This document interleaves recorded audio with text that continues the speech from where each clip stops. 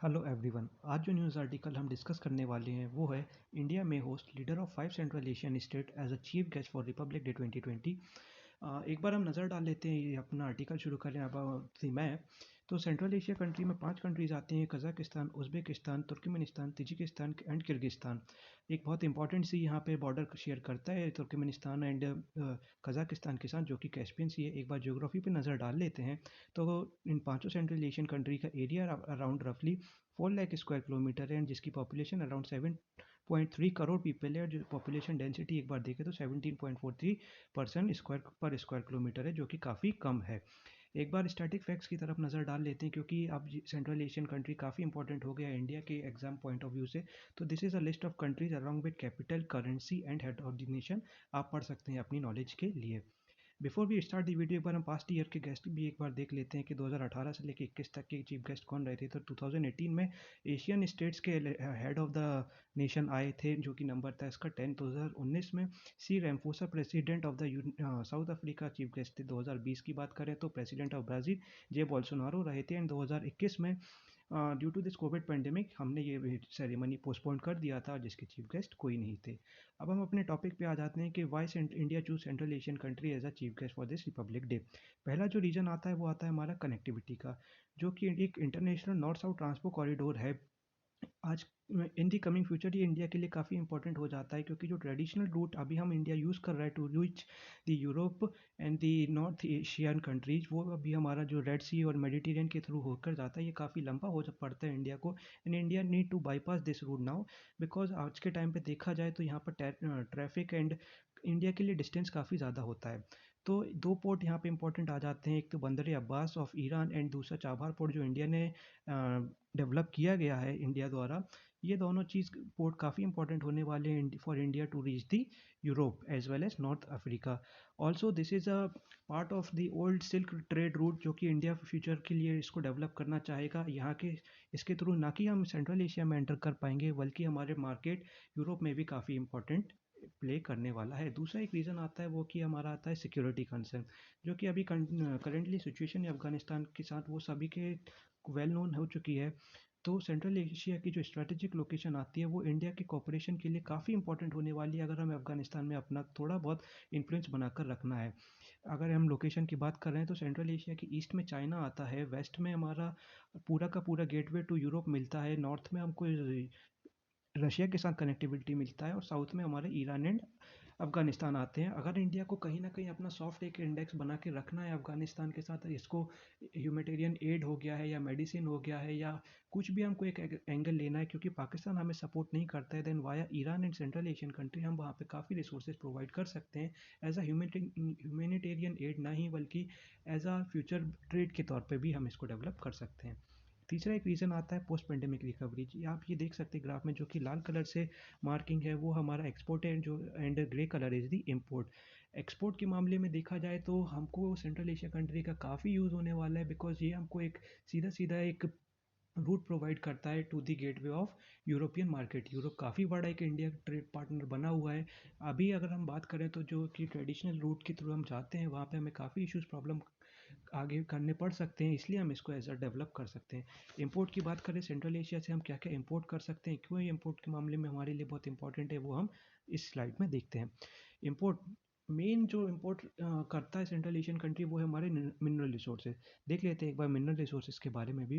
तो Kazakhstan has about 3% of world's oil, 4% of world coal and 15 which is a great percentage of the uranium. Uranium in the coming future काफ़ी important mineral resources होने वाला है to fulfil various need of our human kind.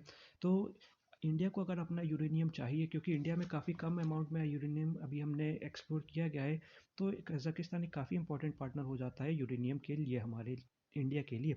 Kazakhstan is also world largest reserve for zinc, lead and chromide. ये तीनों mineral काफ़ी important हो जाते हैं इलेक्ट्रॉनिक्स पॉइंट ऑफ व्यू से, तो ये भी इंडिया को कजाकिस्तान इंपोर्ट कर सकता है।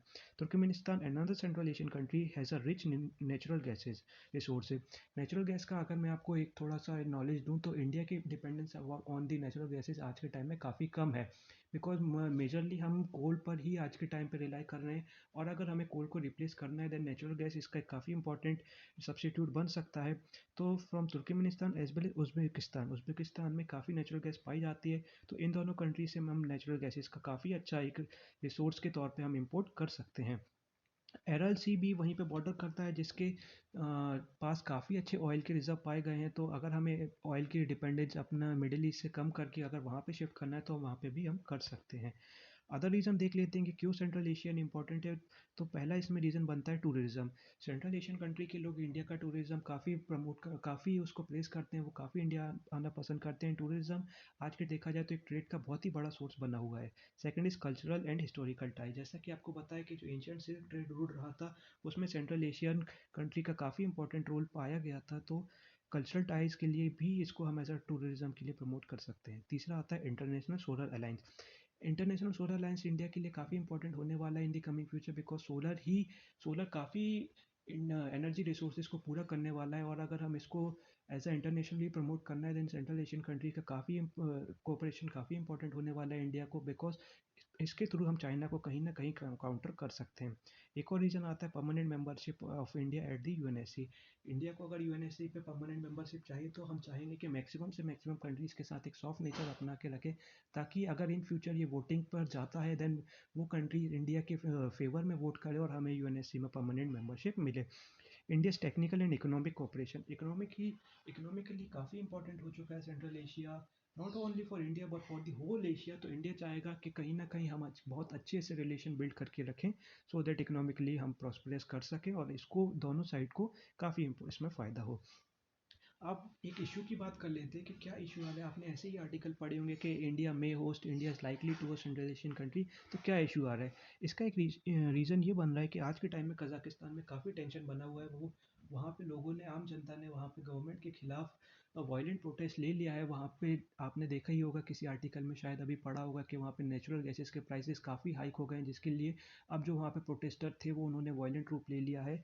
और इसके कारण ही क्रूड ऑयल में आपको अभी फ्यूचर में देखने मिलेगा कि पर बैरल का प्राइसेस काफ़ी इंक्रीज होने वाला है। एक और रीज़न आता है रशिया।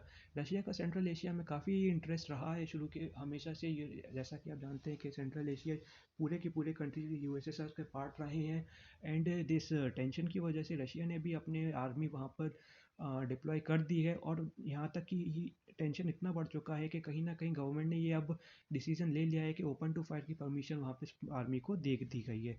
तो ये एक रीज़न बना हुआ है जिसके कारण अभी it is officially yet to be declared that central Asian country will be the chief guest for the India. ये रहा था एक इन डेप्थ एनालिसिस। आपको अच्छा लगा हो तो बताइए। Before we end the video एक क्वेश्चन पूछना चाहूँगा कि गेटवे टू हेल और Darvaza crater is found in which central Asian country. आपके ऑप्शन है Turkmenistan, Kyrgyzstan, Kazakhstan and Uzbekistan. तो इसका सही आंसर है ऑप्शन ए, तुर्कमेनिस्तान। ये आप एक कार्टर देख सकते हैं। ये कई सदियों से ये ऐसे ही कंटिन्यूसली बर्न कर रहा है due to the leak of natural gases. इसलिए हाल ही में तुर्कमेनिस्तान की सरकार ने इसको बंद करके इसके सराउंडिंग में नेचुरल गैस को एक्सप्लोरेशन करने का डिसीजन लिया है, जो कि काफ़ी एक इम्पॉर्टेंट डिसीजन हो सकता है, क्योंकि अगर यहाँ पे अच्छा रिसोर्सेज मिल सकता है तो इम्पोर्ट करने के लिए इनके पास एक बहुत ही बड़ा सोर्स रहेगा। थैंक